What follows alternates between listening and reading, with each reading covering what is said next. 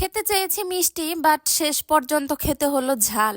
এমন কার কার সাথে হয়েছে আমি জানি না, বাট আমার সাথে কেন এরকম হয় অলওয়েজ, সেটাই আমি বুঝতে পারি না। সো আসসালামু আলাইকুম গাইস, আশা করছি সকলেই ভালো আছেন। আজকের ভিডিওতে শুরু কি দিয়ে করেছি আর কি হয়ে গেল সেটাই আপনাদের সাথে শেয়ার করব। এখানে আমি উমাইদের জন্য একটু পাটিসাপটা পিঠা বানাতে চেয়েছি, ভাবলাম একটু তিল দেই। এখানে তিলগুলো আমি হালকা করে একটু ভেজে নিলাম, একদম লো ফ্লেমে আমি খুব ভালোভাবেই তিলগুলো ভেজে নিয়েছি। আর এই পর্যায়ে ভাজাটাও হয়ে গিয়েছে। এখন আমি নারকেল আর গুড় একদম একসাথে দিয়ে দিব। এটা একদম ইজি পিজি রেসিপি, আমি জাস্ট উমাইদকে একটু বানিয়ে দিতে চেয়েছিলাম বিকেলবেলা।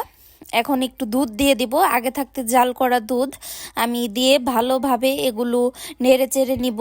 এখন দিয়ে দিচ্ছি এলাচ, দারচিনি আর তেজপাতা, এতে করে খুব সুন্দর একটা ফ্লেভার আসে। আর এই পুরটা এত মজা হয়েছিল, আমি এমনিতেই অর্ধেকের বেশি খেয়ে ফেলেছি। আমি গুড়গুলো এখন হালকা হালকা করে একটু ভেঙে দিচ্ছিলাম, গলেই গিয়েছে। এখন জাস্ট ভালোভাবে নেড়ে চেড়ে পানিটা শুকিয়ে নিতে হবে। আপনারা চাইলে চিনি দিয়েও এই পুরটা রেডি করতে পারেন, এটা অনেক মজা লাগে খেতে, বাট আমি গুড় দিয়েছি, সম্পূর্ণ গুড়েই এটা করতেছি। এই পর্যায়ে আমি হালকা করে একটু চালের গুঁড়ি দিয়ে দিচ্ছি, যাতে একটু আঠালো ভাব হয়। এখন অনবরত নাড়তে হবে, এটা তো ননস্টিকের প্যান না, এর জন্যই আর একটু বেশি প্রবলেম হবে। আমি অনবরত নেড়েই যাচ্ছি যাতে নিচে না লেগে যায়।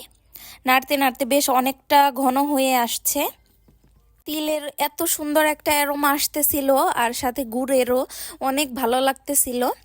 বেশ অনেকটা সময় নাড়াচাড়া করার পর এই পর্যায়ে এসে আমি চুলাটা অফ করে দিব, কারণ একটু ঠান্ডা হলেও আর একটু বেশি ঘন হয়ে যাবে। এই তো আমার পুরটা রেডি। এখন আমি পাটিসাপটা পিঠার জন্য ব্যাটারটা রেডি করে নিব। পুরটা সত্যিই খুব মজা ছিল। আমি চালের গুঁড়ি নিয়েছি 1 কাপের মতো, এখন দিয়ে দিব পরিমাণ মতো লবণ। ভালোভাবে হাত দিয়ে মিশিয়ে আমি হালকা কুসুম গরম পানি দিয়ে দিব, একদম গরম না, মানে একদমই হালকার থেকেও একটু কম, বাট ঠান্ডা না, একদম যে ঠান্ডা পানি সেটা না। এখন আমি বেশ অনেকক্ষণ হাত দিয়ে মাখিয়ে মাখিয়ে এই টাইপের ঘনত্ব করে নিলাম। খুব সুন্দর ব্যাটারটা রেডি করেছি, বাট লাস্টে গিয়ে একদম সব গোলালো হয়ে গিয়েছে।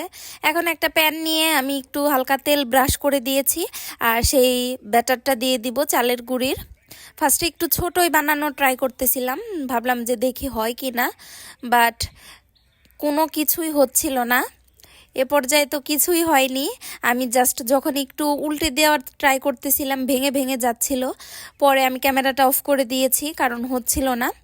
সেকেন্ড টাইম যখন দিলাম আমি, তখনও এইভাবে একাই ফেটে ফেটে গেল। আমি বুঝতে পারলাম না কেন এই রকম হলো। আর এটা ফ্রিজে ছিল এর জন্য কিনা আমি সেটাও সঠিক জানি না।